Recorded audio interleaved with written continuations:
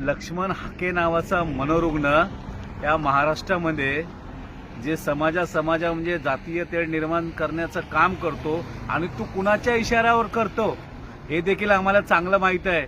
तुझ्या बापाला सांगतो, त्या देवेंद्र फडणवीसला, तू मराठ्यांच्या नांदी लागला, ओबीसींच्या नांदी लागलात आणि आता जर तू शेड्यूल कास्ट समाजाच्या आमच्या आरक्षणामध्ये जर नाक खुपसण्याचा प्रयत्न केला तर लक्ष्मण हाके तुला महाराष्ट्रात फिरू देणार नाही।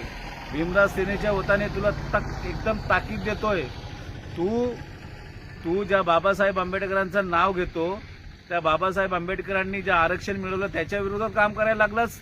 त्या नाभिक समाजाचा आणि धोबी समाजाचा एससी समाजामध्ये काय संबंध आहे?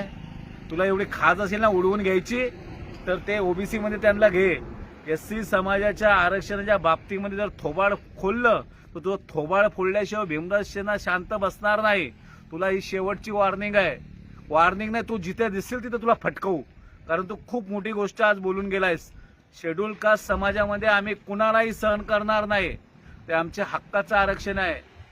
एक तर तुम्ही तुमची काय राजकारण करायचं ना, ते तिकडे तुम्ही मरवा, काय मरवायची ते, पण इथं शेड्यूल कास्ट समाजा बाबतीत एक अपशब्द किंवा मध्ये घुसखोरी करण्याचा प्रयत्न करू नये।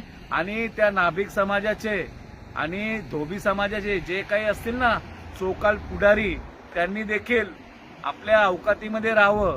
शेड्यूल कास्ट मध्ये घुसण्याचा थोडाही प्रयत्न करू नये, किंवा मग नंतर तुम्हाला समजेल की महाराष्ट्रामध्ये तुम्हाला जातीय दंगली घडवायचेच असतील ना तर आम्ही तयार आहे जातीय दंगली करायला सुद्धा, परंतु या गोष्टीवर आम्ही शांत बसणार नाही।